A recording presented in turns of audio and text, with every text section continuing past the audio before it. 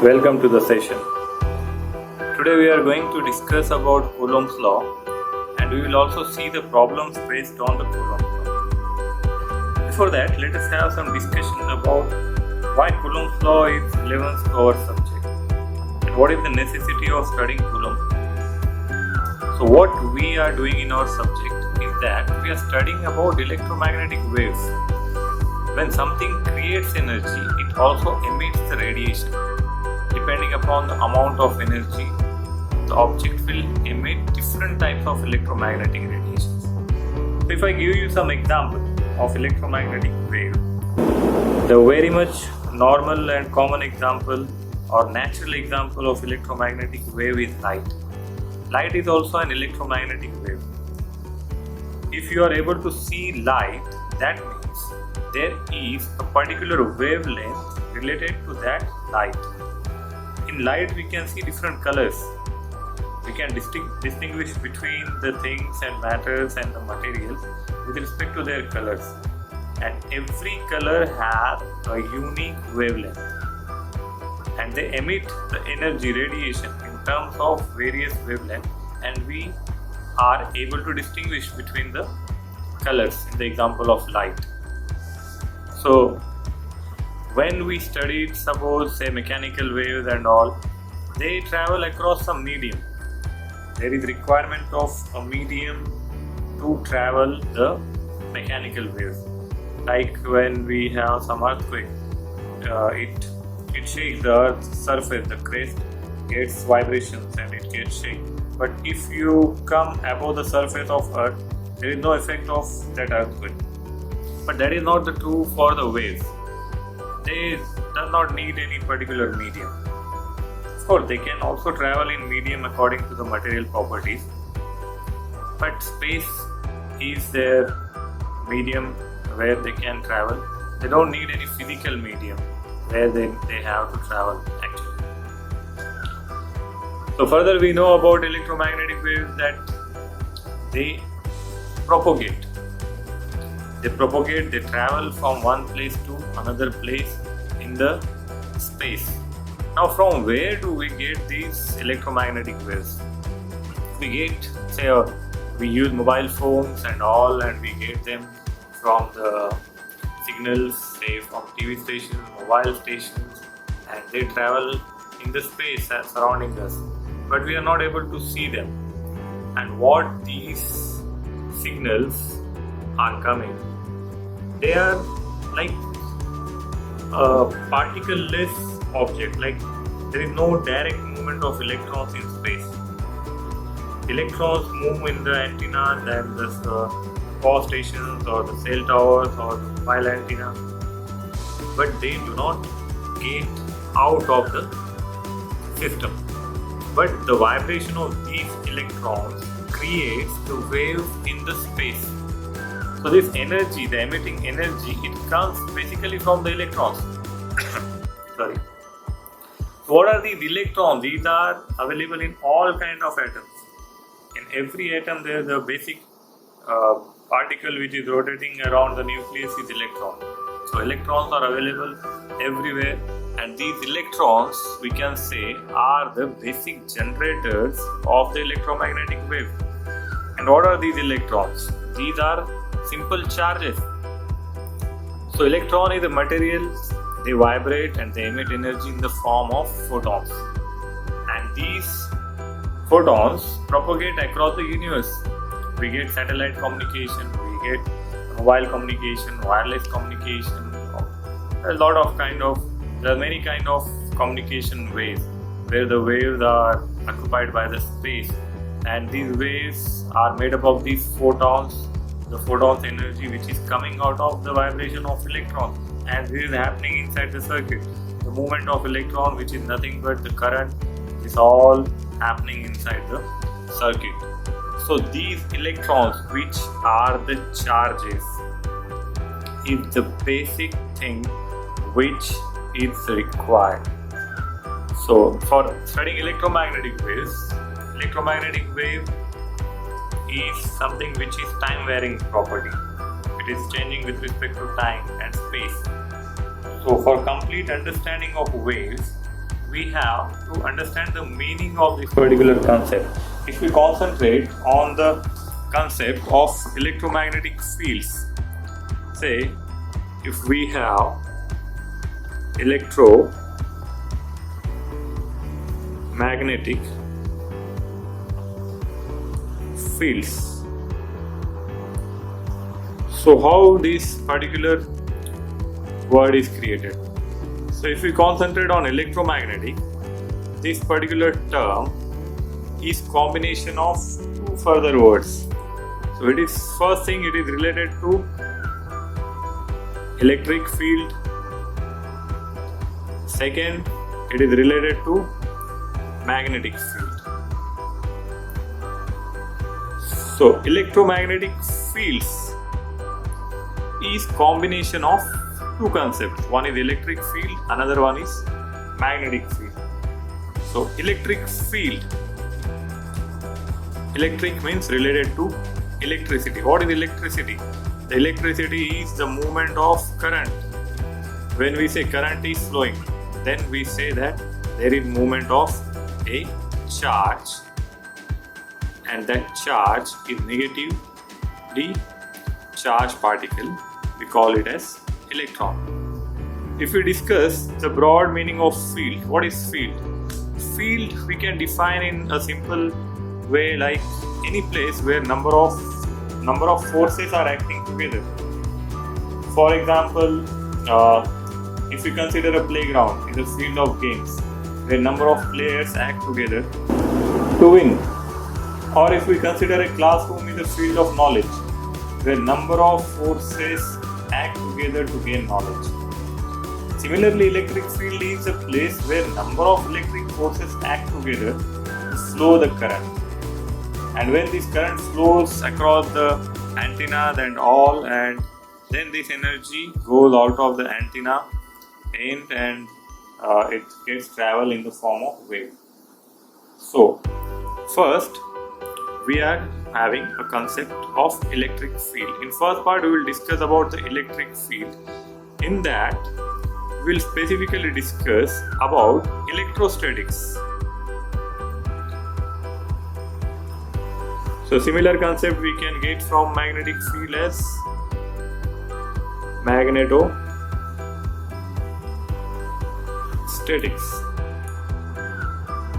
So what is, again we can have understanding of the meaning of this particular word electrostatic. So we prefer to understand the exact meaning of the topic or the subject we are studying.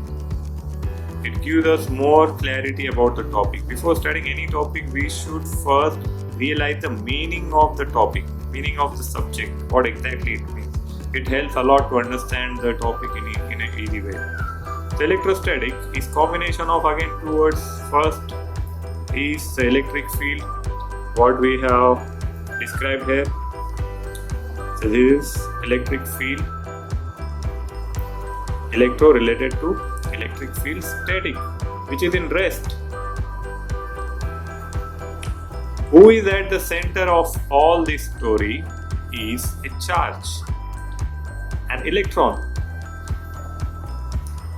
So we can consider that this charge is in rest and we have to study its behavior when it is not moving. So we should be able to understand the various basics of charge. So for that we'll explore the charge. So charge is the very basic object which we require. It may be positive charge or it may be negative charge. So if we talk about electrons, electrons are negatively charged particles. If you see here, if we consider a positive charge, then the force lines go out of this charge. If we consider negative charge, the force lines come toward the charge. Now what are these force lines? Just now we have discussed about the number of forces working together. The number of forces working together together are termed as the electric field. When we talk about electric field, that means there are number of forces working around that particular field. Electrons we cannot see, electrons we cannot feel. It's like same like magnet. So like if suppose magnet is there, magnet gets attracted towards each other, but we cannot see the force present in the magnet. See, we can have the repulsion. Same concept will be true for the charges. Similar charges will repel each other and opposite charges will attract each other. So if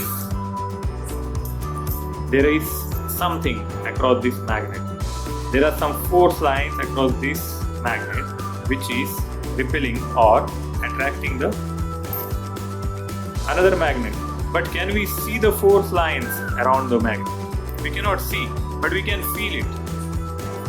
Similar way, when we talk about a conductor, a wire, there are so many wires on the plug, and all of them are carrying the electrons, the charged particles, and they are moving inside, but we cannot see them. Electrons are invisible, but we can feel them. Of course, if we touch them, we get the shock and we can have the proof of their existence, but we prefer not to do that. The point here is that there is some kind of force lines present across the electric and magnetic field. And when we talk about the electric field, the charges, they also have some force line across that. It creates the electric field. If we consider the positive charge, then the force lines go out of the charge. If it is negative, the force line go inside the charge. Now further, if we talk about these charges, so what is the unit of charge? The unit of charge is of course Coulomb. That is also our topic, the Coulomb's law. Coulomb is unit of electric charge. Now how it is defined? Coulomb is defined like it is the charge transported by a constant current of an ampere in 1 second. What is ampere? Unit of current. When we talk about charges, we must have some kind of current and the charges must move on. And if we talk about electron, so electron have some particular charge, a fixed charge on themselves. That value is a negative charge for electron minus, it is 1.6 into 10 to the power minus 19 coulombs. So this is the value which is present on 1 electron. And what will be the total value of 1 coulomb?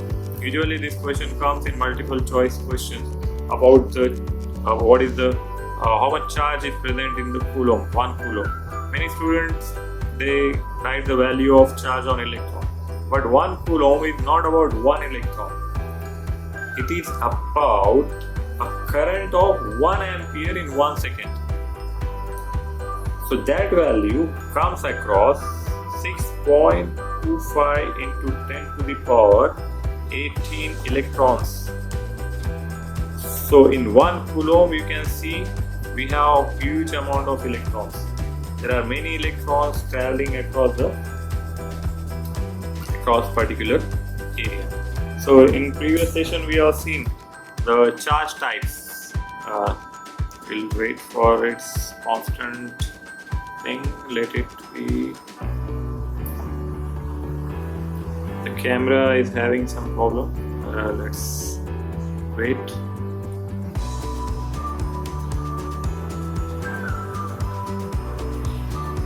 Yes. If we consider one single charge, then say we are referring it as single Q, we are calling it as charge Q. I seriously need some mobile holder.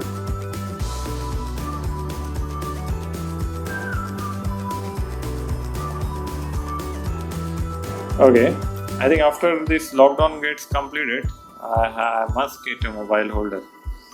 So say we can consider a single charge. If we consider a single charge represented by Q, then the value of this charge, if it is negatively charged particle, then it will be minus 1.6 into 10 to the power 19 coulombs. But what if we consider the line of charges? If it is a conductor, on a conductor, we can consider there are number of charges present in that particular line. There will be complete density of these charges. We usually refer it as rho L. So if there are million electrons, that is the density of this particular line charge, then we have to multiply with this factor for each electron. So similarly, we may have surface charge distribution. Our charges may be distributed on a surface, and total number of charges we have to again multiply with the value of one electron. One electron into the total number of electrons will give us the total density of the electron. So this is something we have to remember. And then again we may have a volume charge. The electrons may be in a volume. Everywhere in the volume is referred as rho v, and the value of electron can be multiplied with this particular thing. Now, other properties of these charges, what we have to explore is, so the charges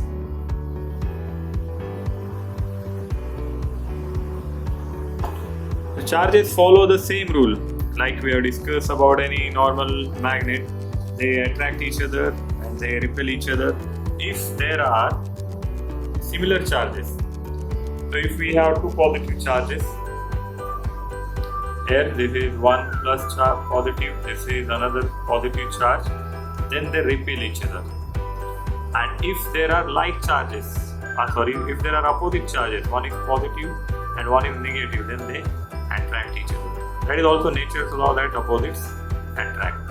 So they follow the same rules.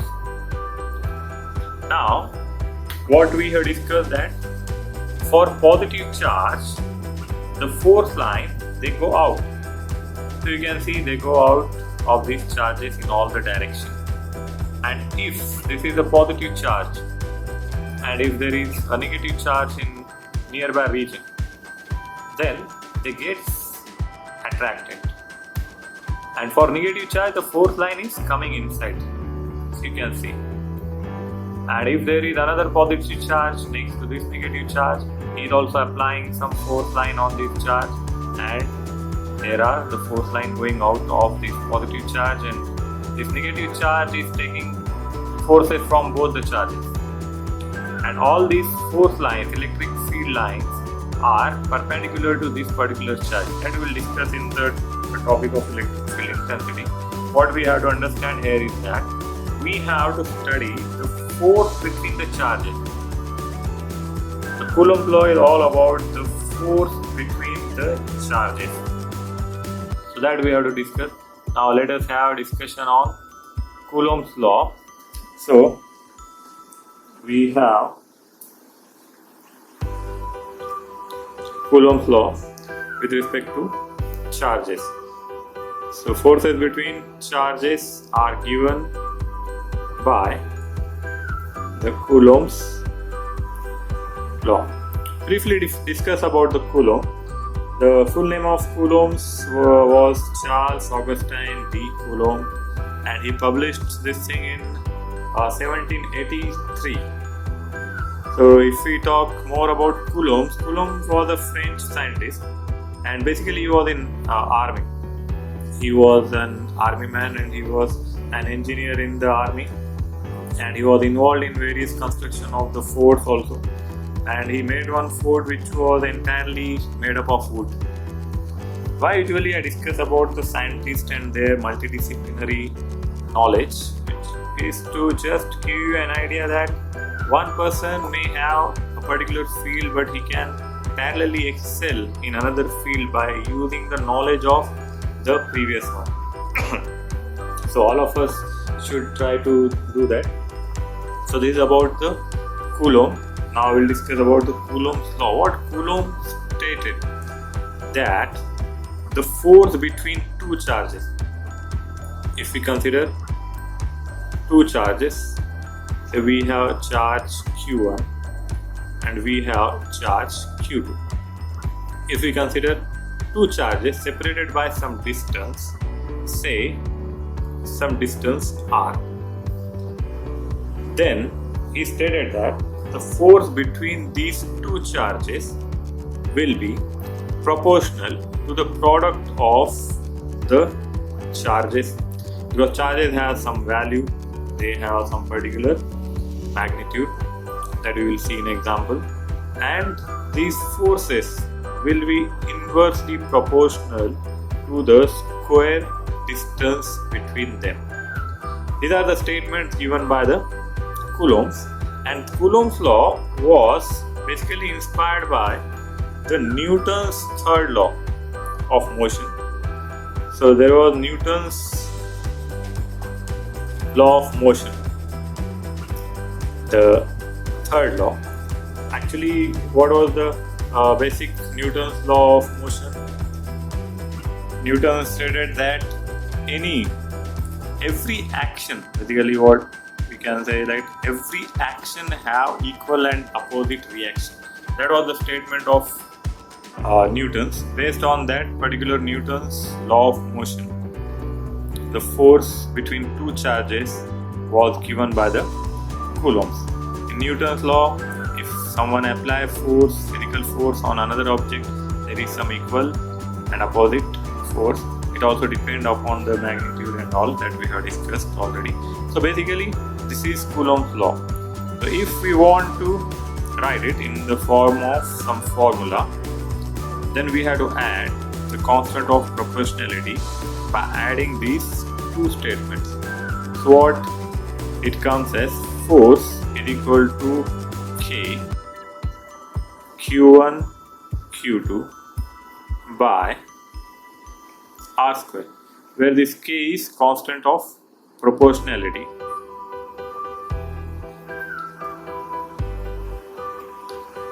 Right. So now K has a fixed value that we will discuss. Before that, we will see the charges in some 3D form. So here we can see that there are two charges separated by some distance r in space. A space can be like this also we can represent. In a space, this is Cartesian coordinate system. It's same like our any room or something where two charges are separated by some distance. Now here you can see these charges are present at some random location in space. What problem occurs when we study from the textbook? A textbook or notebook or the whiteboard or the blackboard in the classroom is a two-dimensional object, and we have to study something which is present in the space in 3 dimensions. So that is also one reason why imagination is very much important in this subject. So here we are representing Coulomb's law, this force equal to K into Q1 Q2 by R square. Now let us discuss about this force and this constant of proportionality. What we know about force already is that force is a vector quantity.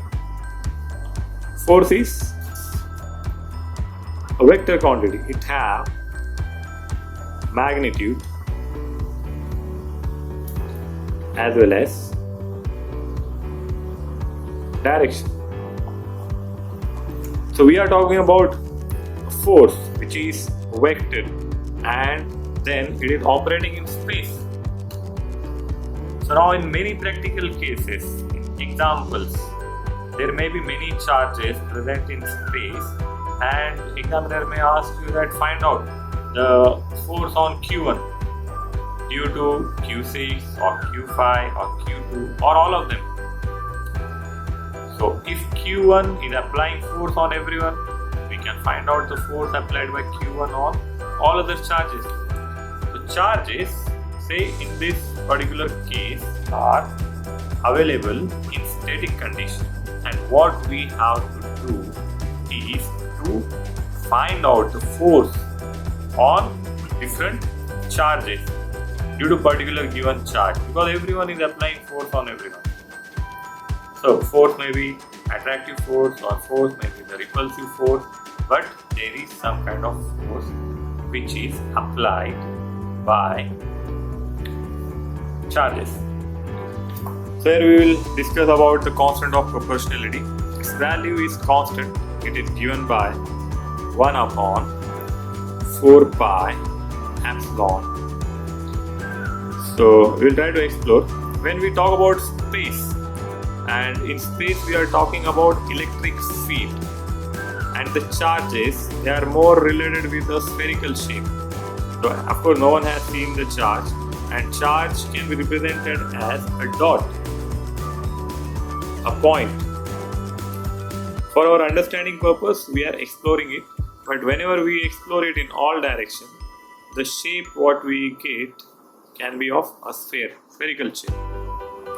An electric term, when we talk about electric field, electric medium, we have to get some kind of permission from the medium. That is called as the permittivity of the medium. We have to consider the permission of medium, how much is allowing the signal in that particular medium. It's like beta kind of stuff. So this epsilon is again given by two parameters. This epsilon is given by epsilon naught and epsilon r, where epsilon r is relative permittivity and epsilon naught is the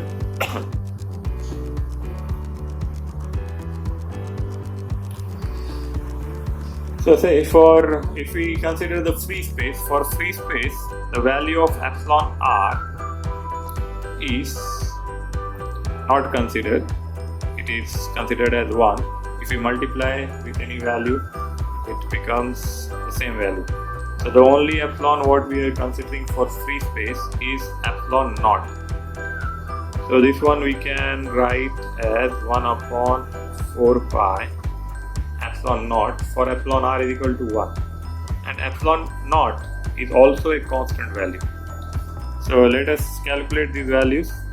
Say for k is equal to 1 upon 4 pi, and epsilon naught is given by 8.85 into 10 to the power minus 12 farads per meter. The unit of epsilon is farads per meter. Once we calculate this value of constant of proportionality, it comes across 9 into 10 to the power 9 newtons meter square per coulomb square. So this value directly we can use in place of k. So now let us discuss Coulomb's law in magnitude form and in vector form. So Coulomb's law, it's very simple law. It gives the force between two charges. So it is given by Q1, Q2 divided by 4 pi epsilon naught r square. So here 1 upon 4 pi epsilon naught is the value of k. So here we are representing only magnitude.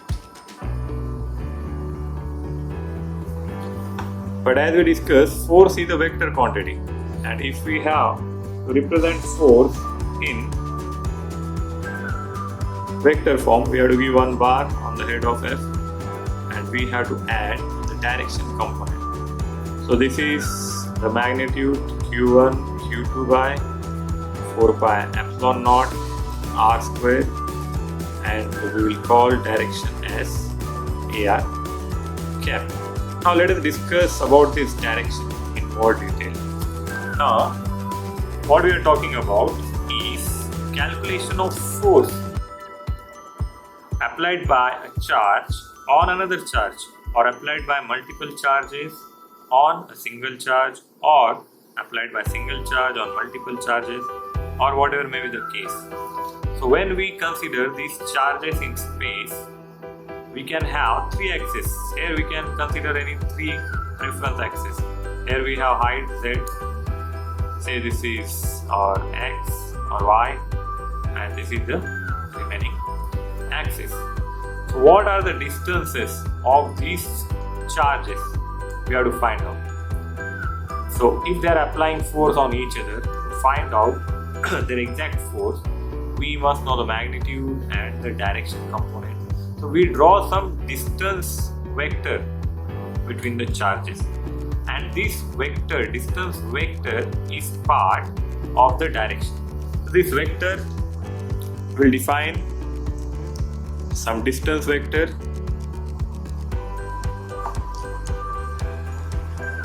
It is given by r bar.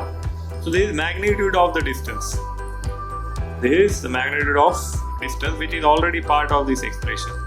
We'll explore it more with reference to electric field intensity in next videos. Here we are talking about the distance vector r bar.